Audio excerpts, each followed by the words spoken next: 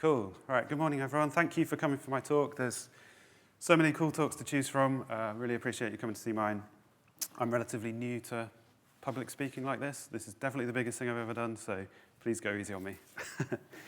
Right, so I'm going to talk to you about something called end-to-end component tests and how to get the maximum mileage from the kind of smallest number of tests to maintain. My name's Andrew Poole. I work for a fintech here in London called Flagstone. We're a cash deposit platform.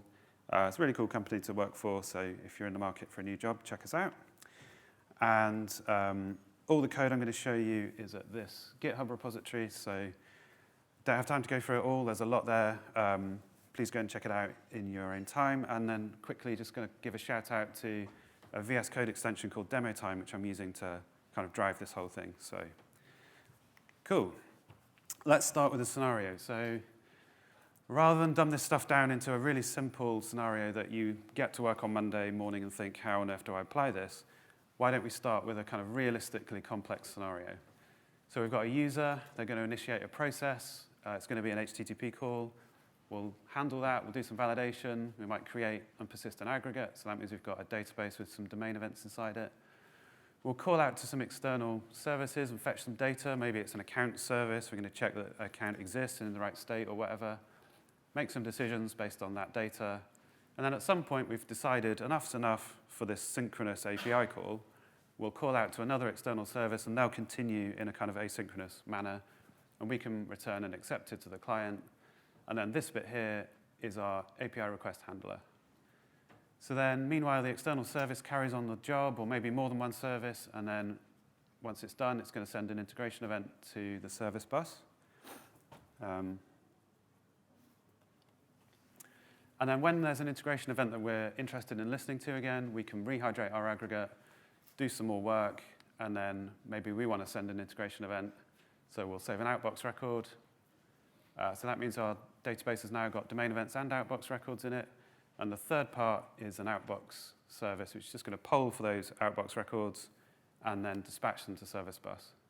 And so the boundary of our system that we're going to try and test today is this kind of wider gray box.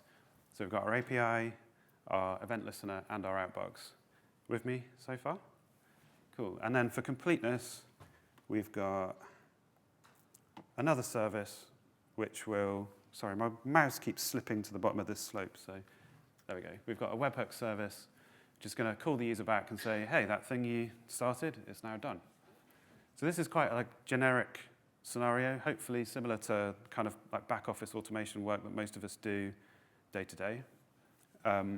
But let's make it a bit specific. So we all know and love the file new project weather app API. So this is just an extension of that. So our users are going to be interested in fetching and maybe even posting weather data. The enthusiastic ones might have a weather data, like a weather station on their roof. Our external service over there is going to be a contributor payment service, so we can pay people for their weather data. And our external service down here is going to be like a Met Office style supercomputer in my mind, which is going to add that data into the big model and make it available in more weather forecasts. And then we have a notification service, which is going to send the webhooks back. So if we think of that as a sequence diagram, we've got our user. It's going to post some data to the API. The API is going to create a pending payment in the contributor payment service. And then it's going to post that data to our modeling service. And then it's going to respond with an accepted back to the user. The modeling system's then going to give us two integration events. The one is data accepted, so this is good. And then we can use that as a signal to commit the payment. And then sometime later, it's going to say, I've got around to adding that data to the model. It's going to give us a model updated. And after that, we're going to save an Outbox record to the database. And our Outbox processor is going to poll for that. And finally, once it finds one, it will dispatch it to service bus. And the notification service can make the webhook call all the way back. So hopefully that's kind of clear enough. Keep that in the back of your mind. We'll come back to it later. So there are loads of ways to test a piece of software. Obviously, like writing tests is currently a part of day-to-day life as a software engineer. And I think that's not going to go away, even with AI, because let's say we even get to a point where we're not really looking at the code that gets generated. depending on the risk of your system, you definitely still need a human in the loop. It's probably more important than ever that we've got tests that we can read and understand and satisfy ourselves that the software is working. But yeah, so testing. There are probably as many strongly held views and opinions about testing as there are developers writing tests, right? I've worked in quite a few different places over the last 20-odd years, experienced a few different approaches and various kind of phases in the .NET community's adoption of testing. For instance, I remember being the first person to write a unit test at one particular company, which was fun. It was a company writing tax systems, systems for the States of Jersey tax kind of office. And I put a unit test around a SOAP web service for people to submit their tax returns, which was really cool. It meant we didn't have to keep manually testing it. So yeah, also been through the whole TDD, tribal London versus Detroit methods, when you'd have like hundreds of unit tests, maybe thousands, very tightly coupled to all of your implementations. So you test one class, you mock everything, and if you want to refactor your code, you just like look at it sideways and 30 tests will break and you've got a whole lot of work to do. And then we had behavior-driven design. So like, I remember the early days of SpecFlow with those step definition files. The cache used to get corrupted and suddenly it all broke and you had to go and, yeah, anyway. So just a caveat, what I'm going to present to you today, I'm not saying you should all drop everything, do my thing now, but hopefully you'll find it a compelling kind of tool to add to your box next time you're reevaluating a test approach. So what do I mean by an end-to-end component test? Well, typically when you come to unit testing for the first time, you're kind of taught or you read that the unit should be as small as possible. I'm saying, why don't we just turn that on its head? Why don't we make the unit as big as possible? So I don't mean just multiple classes or even an entire executable, but why can't we test all our executables in one test? There's actually no reason why we can't. And we want to test as much of the surface area as possible. So that means as many of our own real classes should be tested, and we only mock or fake out the external stuff that we really need to in order to write the test. And I guess the key thing here is we want to test behavior, not implementation. So our app has got kind of public entry points, like contractual entry points, so APIs, message handlers. We'll poke it with those things, and then we'll assert against observable behavior. And you should be able to refactor aggressively, and as long as you've not broken those kind of public contractual behaviors, the test. So where do these tests fit in the kind of various shapes and sizes of tests that we deal with these days? Well, you've probably heard of the testing pyramid. Some people talk about a testing trophy where they're kind of slightly adjusting the relative proportions of tests. Mine's more of a kind of Christmas tree, I guess. And I'm talking about here these component tests. So they run in memory, that makes them fast. Like I said, we're just going to mock or fake the externals, and we're going to test everything as far as possible from program CS onwards. So we still need the other kinds of tests. There are going to be some things that make more sense to unit test, right? So little business rules or maybe value object, constructor, constraints and stuff like that makes more sense to have unit tests for that, but there's a far smaller number of unit tests by comparison. And then we still need integration tests because we want to prove that our release has correctly deployed our app into the environment and it's wired up our database connection correctly and so on and so forth. And then above that, we probably still want end-to-end tests because let's say we're just one domain and there's 5, 10 domains. We might want to test a customer journey flow all the way across. And then we probably still need load tests because we probably need to tell senior management, yep, we can still just about handle 2x peak load if we needed to, right? So, next thing, why would we want to do this? So I've kind of touched on this already, but we're treating our system as a black box. So that means we should be able to refactor as aggressively as we like. Why number 2? Writing tests is not fun. Anyone disagree with that? But building a test framework can be fun. And then this gives us an opportunity to kind of maximize reuse. One of the things I really don't like is when you see a test and there's a bunch of setup code in it, it's never going to be reused for any other test, so you can just tell there's no love or care poured into that piece of code. It's just a one-off chunk of test code, and nobody cares about it.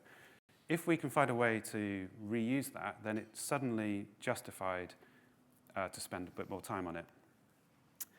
Now, I think this is probably less code overall, but I'm not willing to write the equivalent number of unit tests and prove it, so you might have to just take my word for that one.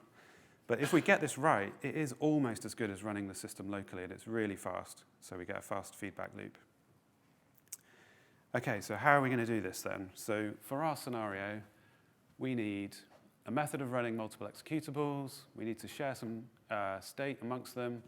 We're going to mock some APIs. That's easy. Everyone knows how to do that. And we need to pretend to be service bus, because that's like the kind of message transport that glues everything together. So if we have a look at the anatomy of an end-to-end component test, we have got a fixture. So this is like a one-off shared state container, basically. That's all it does. It does a little bit of like lifecycle management stuff. Then we've got some helper classes. Now, I quite like Gherkin syntax, so I've called mine given, when, and then. Arrange, act, and assert would also work, or any other names. And you don't have to have 3. It's just however you want to organize your code.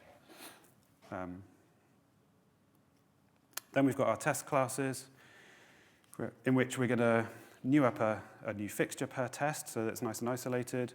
We'll call a setup helpers method. That's going to give us an instance of our given, when, and our then. And then the tests are pretty much mostly going to interact with those helper classes. So then next thing we need is an application host factory for each of our executables. So in our case, we've got 3. And then finally, we have our externals, the bits that we're going to fake or mock. So we've got a fake service bus, a couple of in-memory repositories in my case, and a fake time provider. And these things are going to be kind of poked into the IOC container of the application host factories over the top of the real services just in time. And so that's kind of how it works. So the tests live all the way over there. They talk to the helper methods. They have a reference to the fixture. The fixture owns everything else, and that's kind of how it hangs together. So I'm going to split the how now into a few different strategies. There's quite a lot of code. Please bear with me. We will get to the test at the end. So the first one then, make a nice framework. So we're primarily concerned here with what do the tests look like, and what does the code in the helper classes look like. So I've got a test class here. I'm using tunit here because it seems to be the coolest, shiniest test framework. And we are creating a component test fixture before every test runs and then disposing of it afterwards. So let's add a test here. So return a weather report given a valid region and date. So we waste only one line on getting our helper classes. So we'll call setup helpers. And we can use the tuples to only use up one line. So we've got our given, our when, our then, and also a thing called canned data, which is just a nice collection of methods to give us realistic test data. So let me just zoom out slightly. Hopefully that's still OK. And I'm just going to close whatever that is there. So yeah, given we have a weather report request for a place, Bristol, for a time, we'll get an out variable of API request. Now, out variables, a bit out of fashion. I think they work really well here. I haven't had to waste a line declaring it. I can see exactly where it's used. And then I'm chaining on a method. The servers are started. So that's going to fire up those executables for us. So when we send the message to the API, and here I've got the API request selected. So you can see if I click on that thing, it's going to select it in all the places. I can immediately see where it was declared, where it's come from, and where it's used. And then again, I'm going to get a response out of that, which I can pass along to the next bit. So then the response code should be passing in the response status code OK. And the body should not be empty. So there's a version of the body should not be empty, which is just that. But I've also got overloads, and this is a generic overload where I can tell it the type of the response. And then so not only is it checking that the body's not empty, it's also going to deserialize it and tell me whether it was the right type. And I've got this little action here so that I can do an assertion right in the top level of the test using my favorite assertion library. So this is shouldly. So that means I can reuse the body should not be empty anywhere. I don't have to hide that specific assertion code in the then class. I can just inject the correct assertion in each test. So hopefully you agree it's kind of reasonably easy to read, kind of quite low cognitive load. You're not going to waste many useful decisions figuring out what this test is supposed to do. So number 2, we need that shared test fixture. So that's that bit there. So this is the test fixture. We're just going to kind of spin through this code. So we have a couple of fields here. The top three are the application host factories for each executable. Then we've got a couple of in-memory repositories. We've got a mock HTTP handler just for the contributor payment service, and it's on the fixture because it's shared. There's also a mock for the weather modeling service, but that's not shared, so it's just on the application host factory. And then we've got our fake service bus and our fake time provider. If we go down to the constructor, this is where we're kind of instantiating our app host factories, and we're also setting up some funcs which allow us to wire up those in-memory repositories. There's probably a nicer way to do this. Don't worry about it for now. But it does work. And then we're setting up our fake service bus. So my service bus implementation is like a generic one. So for a given type, there'll be an entity name. If you want to send messages of that type, you're going to send it to that entity with the name. Or if you want to listen to that entity, you expect one type of message on one service bus entity. So I just give it a couple of methods in order to get from an entity name to a type name and a type name back to the entity name. So after that, I'm setting up some, we're going to look at this in a minute, testable service bus processors and mocked senders for my various types. So the top three are the integration events that the weather modeling service is going to send back. So data accepted, data rejected, and model updated. And then we're going to add a sender for the user notification event, which the Outbox is going to send later. Then we've got this interesting looking method here. Messages sent to senders will be received on corresponding processors. We're going to come to this later. And we've also got this fake time provider, which we're also going to come to later. So moving on then, we need an app host factory for each executable app. That's these bits up in the top corner. And for this, using the Microsoft ASP.NET Core MVC testing package. I'm imagining most people have used this. Anyone not? So this is the thing that allows us to kind of point at an API, run that API up in memory. We get an HTTP client, like in-memory client, which we can use to kind of hit API endpoints on it. Really cool thing that Microsoft did a while ago. So here's one of our, again, I'm just going to zoom out slightly. Hopefully you can still see this. Mouse problems. This is our Outbox application factory. So we derive from web application factory and give it a reference to the executable that we want to run up. That's that bit. We've got the HTTP client, and I've got a mock logger here, just like some local state if we need it. Here is that func that was being, it's a property of a func, which is a bit weird. That was being assigned just now. Again, I'm sure there's a better way of doing this, but this is what I've got for the moment. And then inside create host, what's happened by now is that we've run up that program.cs. We've done all of its initial code. We've kind of done the configuration, like the hierarchical configuration loading stuff. We've built our IAC container.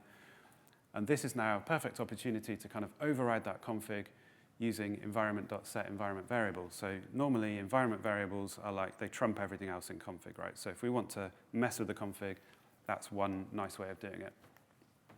And then this code's a bit of a mouthful really, but inside configure services, we've got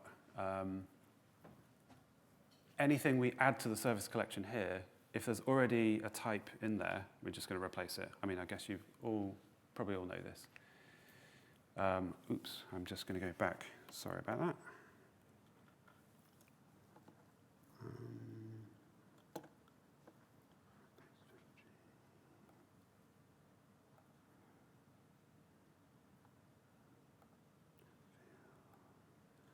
Okay, cool.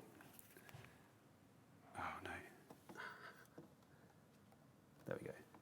Right, so we're overriding the environment variables, and then we are, this is where we were. Sorry about that.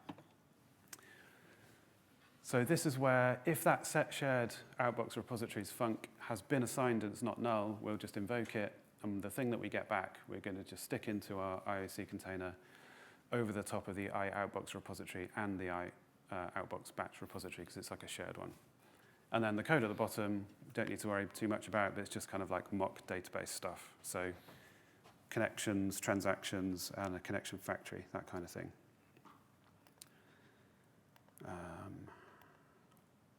Okay, moving on to the testable service bus processor. So we're now onto these kind of faked external bits.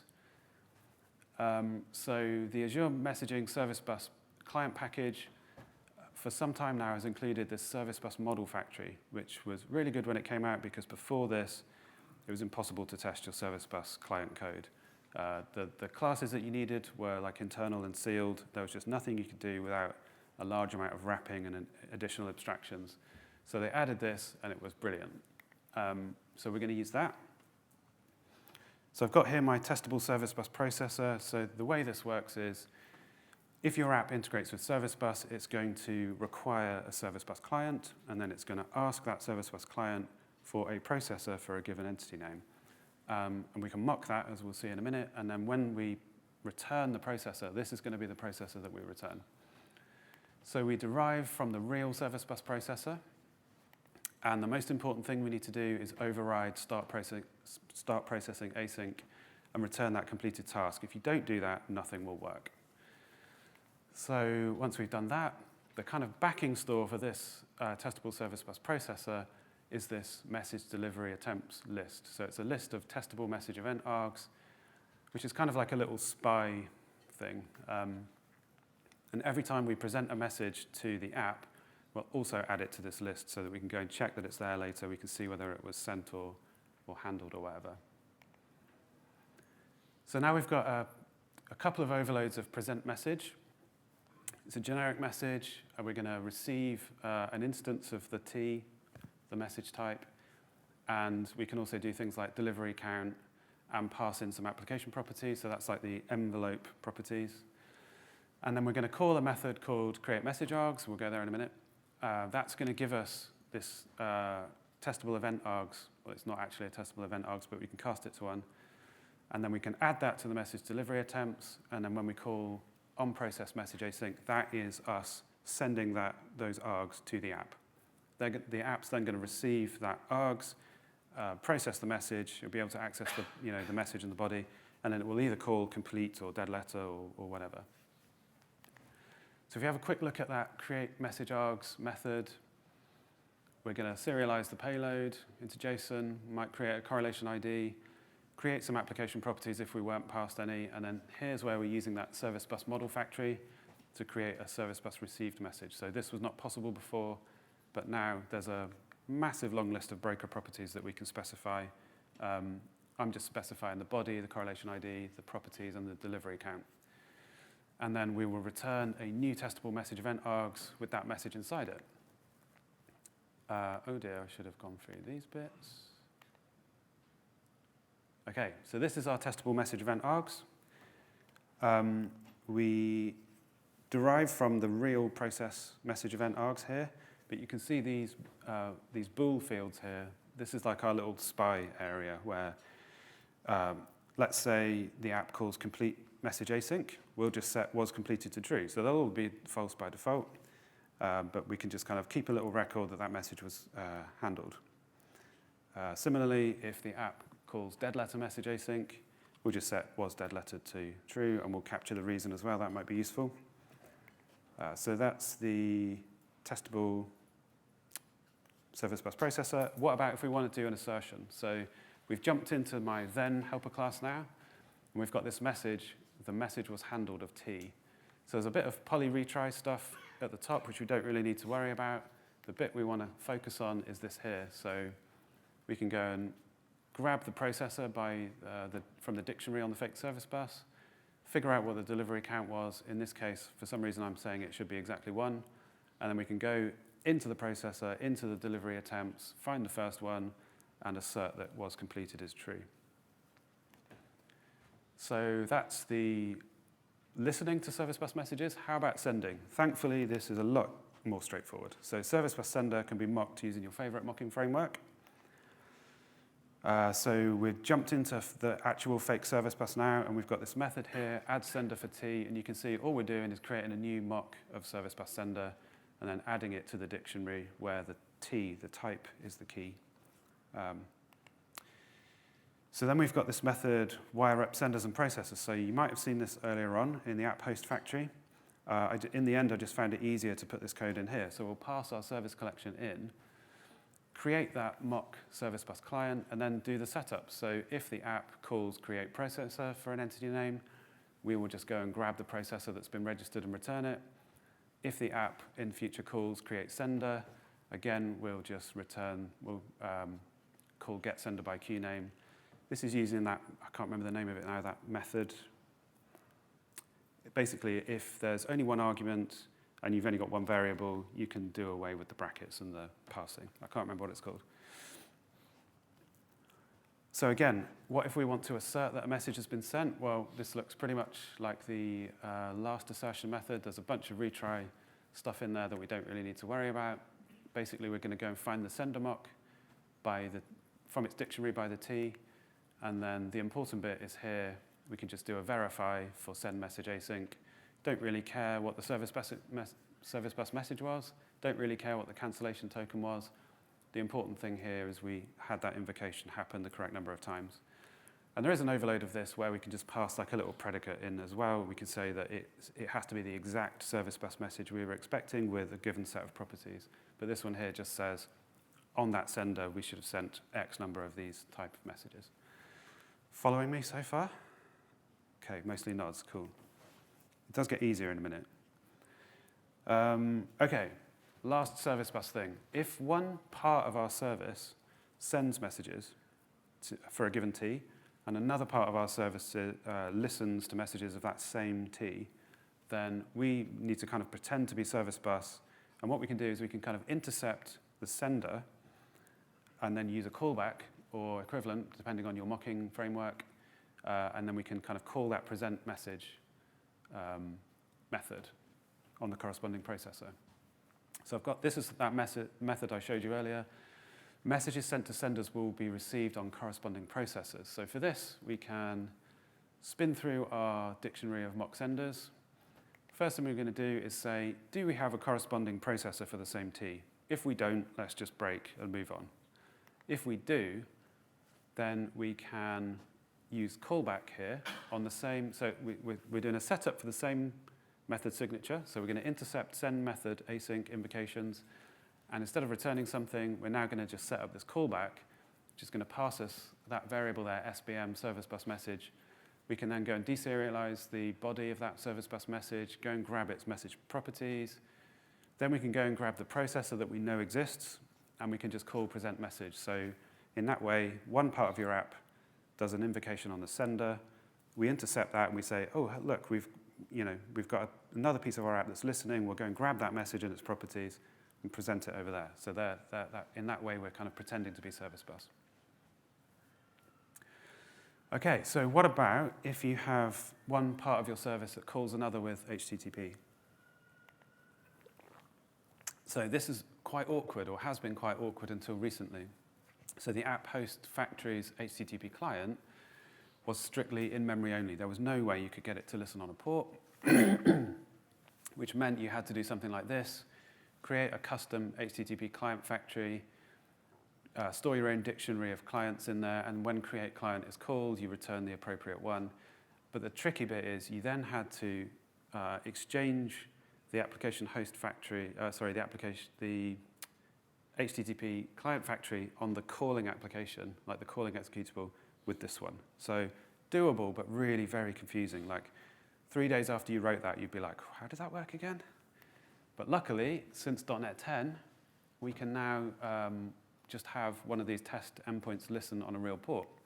So I haven't actually tried this yet, but this is what it would look like. So in our web application factory, in the constructor, we can just call use Kestrel, and we get all of that Kestrel goodness, all of the configuration options. We can get it to listen on one or multiple local ports or whatever.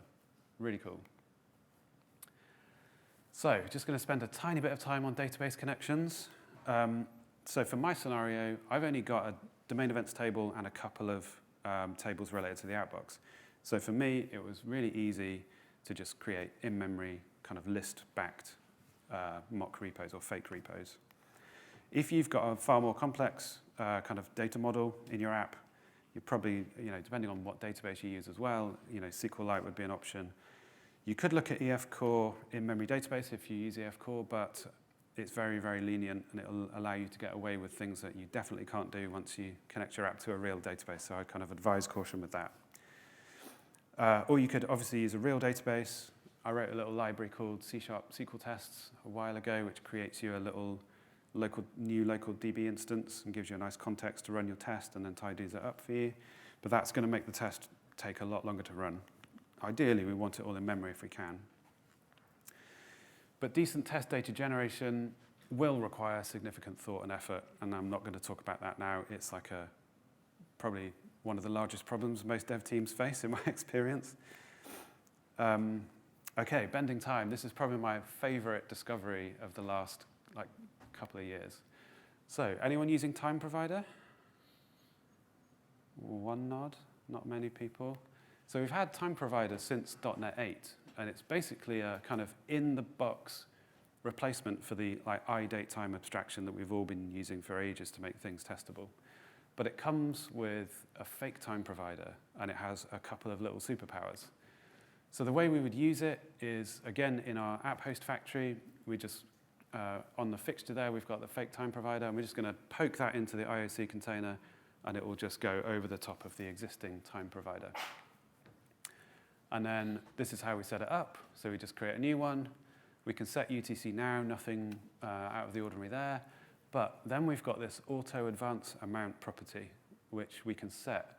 And if we set that to a very small time span, like 100 milliseconds here, we have the effect of slowing down time. So the way this works is, now it's in the box, now it's in the framework, all of the kind of time-related methods, so like you can see task.delay here, takes an instance of a time provider.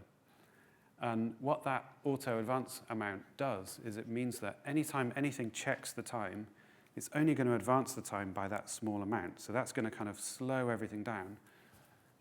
So I've got some code here from my Outbox dispatcher hosted service.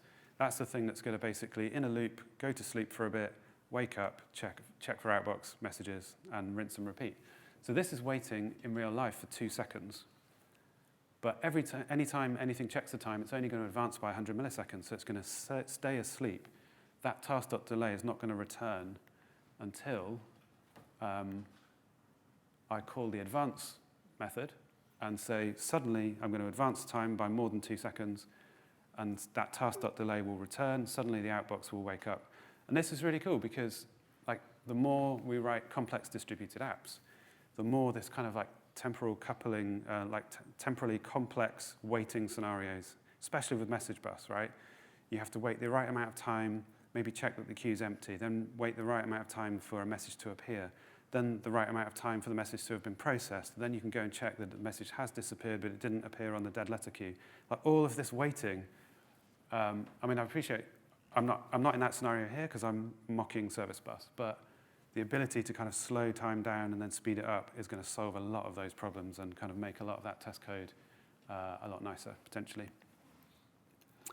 So we're nearly ready to see the test, but first we just need to recap what we're testing. So let me just grab that back here, and I'm just going to quickly do this. So we can kind of split, where's my, let me do that, there we go. We can kind of split this flow into roughly 4 phases. So the first one's going to start here. We're going to post the data to the weather modeling system and then return our 202. That's like phase 1. Phase 2 is started by the first integration event. Phase 3 is started by the second integration event here. And then phase 4 is kind of like the last bit with the Outbox.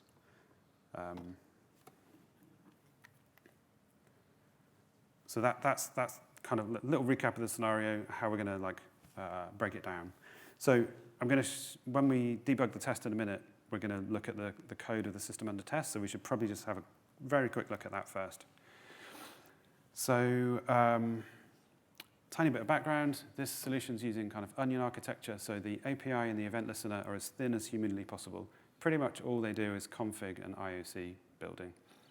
They both call into an application layer, which is like a shared project, as soon as possible and do all of their work there. And I had the brainwave that what that suddenly meant is I can kind of co-locate all of my handlers, whether they're handling HTTP calls or messages, in one place. So I've got this orchestrator class here, and it kind of advertises what it does with its implementation. So it handles submit weather data command handler. That's the HTTP request. And it also is an event handler for modeling data accepted, modeling data rejected, and model updated. So the 3 integration events that come back from the modeling service. So if we have a look at this first method, there's quite a bit going on here, but it's not too bad. This is the method which runs when we hit the API. So we're going to write a log, do some telemetry stuff, do a little bit of validation to make sure that we're not going to create an aggregate if the data we received was invalid. We'll write another log, do a bit of idempotency checking stuff, and then we start this kind of method chain here at the bottom. So it starts here with persist or hydrate.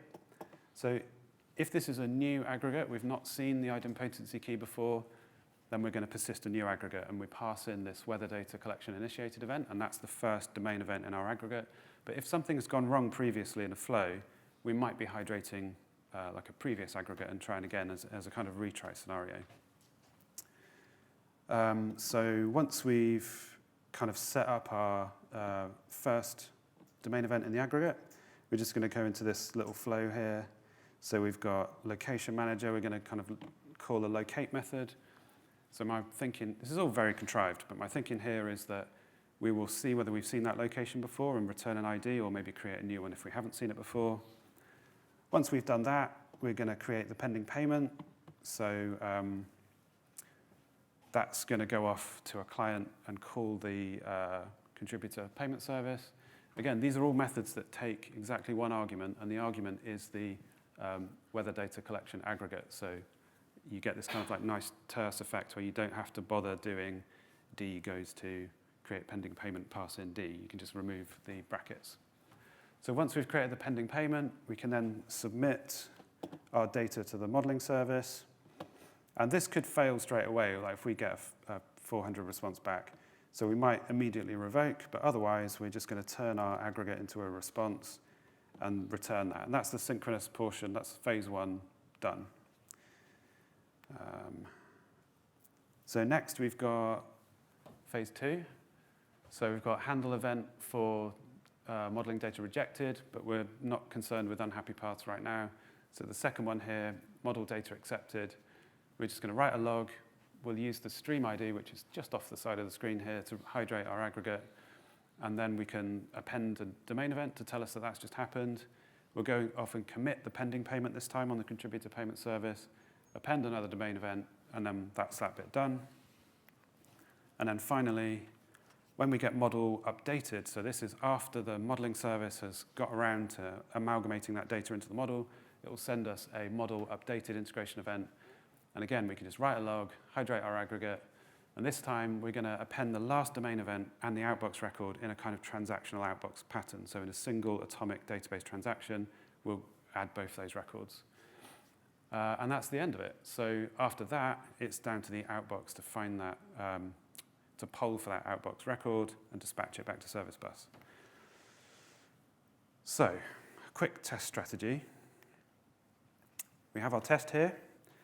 We have our 3 executables, which are our system under test here, and then we've got the external stuff that we've mocked. So a mock for the contributor payment service, a mock for the weather modeling system, that in-memory, or a couple of in-memory repos, and fake service bus down here. So for phase 1, the test is going to call the API, and the API is going to call out to the contributor payment service and the weather modeling service. That's phase 1 done. So then it's going to be waiting for the test to send the first weather modeling integration event. So there is nothing that represents the weather modeling system here. It's just a mock API on the one side, and then my test sending integration events mimicking the weather data modeling service. So then for phase 3, the test is going to send the second integration event. So this is model updated, and we're going to end up with an Outbox record in the database now. And then the last phase, we're going to wake up the Outbox by moving time forwards. And then finally, we can go and assert that that message was sent in our fake service bus. Hopefully that makes sense. So we've finally got to the test. I hope you're kind of still with me and not too bored with all that code. difficult to find any other way to communicate this stuff other than just showing all of the code. So I'm just going to zoom out slightly, because I added a few assertions. It's just a little bit more than one screen of scrolling, right? It's 45 lines. But we'll go through what's going on here. You still see that? Is that okay?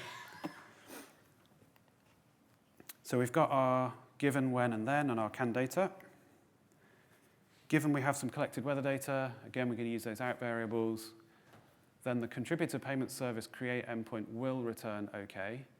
The contributor payment service commit endpoint will return OK, and the modeling service endpoint will return accepted, and the servers are started. So note the kind of careful use of the future tense there, because we're setting up mocks for things that haven't happened yet. And the servers are started is going to kick the whole thing off. It's going to wake up those 3 executables, and then we're kind of like prepared for our test then. So when in phase 1, which is the initial API request, we wrap the collected weather data in an HTTP request message. So again, we pass in what we need. We get an HTTP request back out, and we send that to the API, and then we're going to get a response. So that's like our kind of first act phase, I guess. And then we can go into the first assertion phase. So this is for that synchronous API portion. So then the contributor payment service create endpoint should have been called one time. The modeling service submit endpoint should have been called one time. We should have a domain event of type submitted to modeling. The response code should have been OK. The body shouldn't have been empty. And we've just got this one method here, which is a bit peculiar. It's not actually an assertion.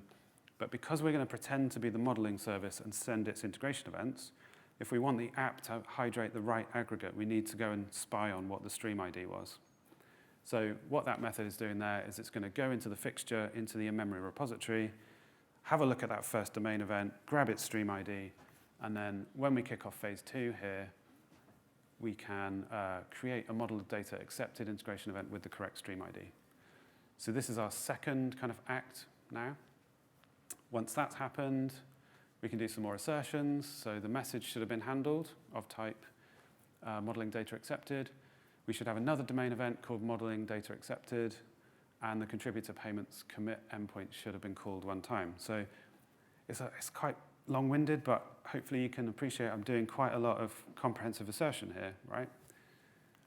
So then we get to the third phase. It's going to send model updated, again with that stream ID. Do some more assertions. So this time we should have another domain event. We should have another message that's been handled. And by this time, we should have the correct number of domain events. So there should be 8 in total by now if everything's happened in our aggregate. And importantly, we should now be able to see an Outbox record that was inserted. So that's like the orchestrator's job done and all asserted against. And one final phase. So we've got this after some time has passed method. That's the bit that's going to speed time up. Artificially push it forwards. And then we can just assert that that message in the fake service bus, testable service bus processor, it exists with the correct reference and the expected body. Okay, so let's run it. Just going to enable some breakpoints. We're just going to run it first of all. It'll take a couple of seconds to build so I can have a sip of water.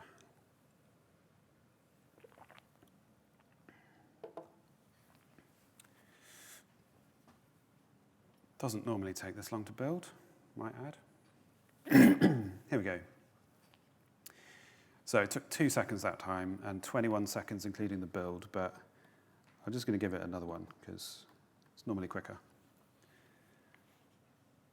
There we go. So it didn't have to do much building. 1.8 seconds. It's normally about 1.6 seconds on my machine, around about 5 or 6 seconds including the build. So we've done quite a lot of stuff in that 1.6 seconds with our one test. But just to prove to you that it is actually working, I'm just going to debug and step through. So the first breakpoint we're going to get to is in the test here. And if actually I'm going to, just going to step over that one a minute. So the first breakpoint we're going to see now is the API program CS coming up. So the run async for that. Then we're going to get the run async for the EventListener and the run async for the Outbox. So there's our 3 executables have come up. Then we've come back to the test, and I'm just going to show you the reference here. It's got like this kind of random fruity reference, so fig 1621. So we want to look out for that later. So let's hit F5 again. So now we've gone into the orchestrator. So this is that handle submit weather data command. I'm not going to step through all of this, but the next breakpoint is in this locate method in the location manager. So let's hit F5. Here we go. We're in locate now. So now we're going to jump back out of the test. So hopefully that proves that the API bit is working. Then we are going to hit F5 and we'll be in an assertion method now. So this, let me scroll along a little bit. Domain event should have been persisted of T. So I can go and grab the T, I can get the name of it, and I can see that what we're after here is a submitted to modeling. So then we can go and rummage around in the fixture, in the in-memory repository, and go and have a look at the persisted events. And if I scroll this along a little bit and then zoom in, hopefully you can see submitted to modeling. That's the one we're after there. So cool, that's working. And let's just disable that breakpoint because we don't want to come here again. And then we're back to the test. So now we're about to kick off that second phase, so the first integration event from the modeling system, modeling service. So now we've jumped back into the orchestrator, and we're now in handle modeling data accepted. So cool, we've correctly presented a message to the app. The app doesn't know it's not connected to a real service bus at this point. As far as it knows, it's got a service bus processor for that entity, and it's been presented a message. So then we're going to jump back to the test. And okay, where are we now? We're in the message was handled. So we've fetched a processor here based on the T from the dictionary and the fake service bus. We've asserted that the delivery count should be 1. Again, I don't really know why I've hard-coded that to 1, but there it is. And then we can have a look in this message delivery attempts. And if I just kind of expand this, I'll zoom in a minute. Here we go. The one message that we've got here, what we're looking for is was completed equals true. So that tells us that the app thinks that it has successfully handled that message, right? Again, I'm going to disable this breakpoint now. I can probably get demo time to do this for me in the future, but never mind. So we're back to the tests now. We're about to kick off phase 3. We hit a breakpoint back in the orchestrator, so now we're handling model updated. Jump back to the tests. Now we're going to assert against the number of persisted domain events. So we expected 8, and we actually got 8. So if we have a look at them, again, I'll just, if I can get my mouse to behave, zoom in a bit. So here we go. This is our whole aggregate. So we've got that initial weather collection initiated. Then we found a location. We created a pending contributor payment. We had a submitted to modeling. We had a modeling data accepted. We committed the pending payment. We then marked our submission as complete, and then we've marked the model as updated. So those are our 8 our full aggregate of 8 domain events. So then we're also going to assert that there's an Outbox record. So again, we can use the T to get the Outbox class name. So we're looking for one called user notification sent. And then we can kind of rummage around in this in-memory collection, go to the Outbox items. If I open this up, it's a dictionary, so we want the value, and then we want the Outbox item part. And then if I just zoom in, you can see this is, in fact, the user notification event, which we were after. So, seems like it's all working. Now for the last phase, we're going to jump into this magical, after some time has passed, we're going to advance the clock suddenly by 2.5 seconds. That is enough time for the Outbox to kind of dispatch the thing. And then we've got this final assertion, a message was sent of type user notification, and we want to check that the reference matches our reference, that fig 1621. And this event here, it does. Right. So there you go. The reference passed all the way through, all 4 phases, and the test passes. So I forgot to set my timer. 10 minutes, I think. So we've got one test. We've tested an entire happy path with comprehensive assertions, 3 executables over 4 phases in only about 45 lines of code, and on average, it takes about 1.6 seconds, so that's a pretty nice feedback loop. What else can this do, though? What about dev time issues that typically go unnoticed by unit tests? What about a missing IOC registration? So we can go into the EventListener program.cs and remove something that it needs. So this iDate checker here, let's just comment that line out and run the test again. So it would be nice if this failed.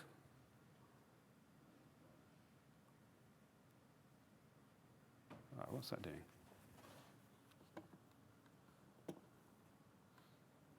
Component test.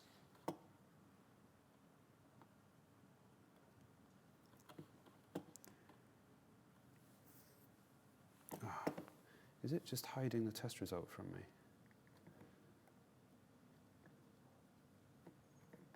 Or have I broken something? We'll have to skip over that. I promise you that would have failed. It would have said that it couldn't construct the service container, and it would actually, in the message, it would tell us what the service was that it couldn't actually construct. How about missing config? Let's see if this one will work. So this is the EventListener Outpost factory. Let's remove one of its, I won't go across, but this is basically the bit of the dictionary in config that says for this entity, use this, for this type, use this entity name. Let's see whether this works, or is it going to fail to build again? 5 errors. I don't know what I've done. I must have hit a key. That also works, right, normally. But yeah, let's just, in the interest of time, we'll skip over. So what about unhappy paths? So we've created a giant test which does all 4 phases for like end-to-end for a happy path. For unhappy paths, you obviously don't need all the 4 phases. If you're just testing something in phase 3 or phase 4 or whatever, just set up that phase. Like we've demonstrated that we can set up all of the phases individually. So I've got a couple of unhappy path methods for the first phase here.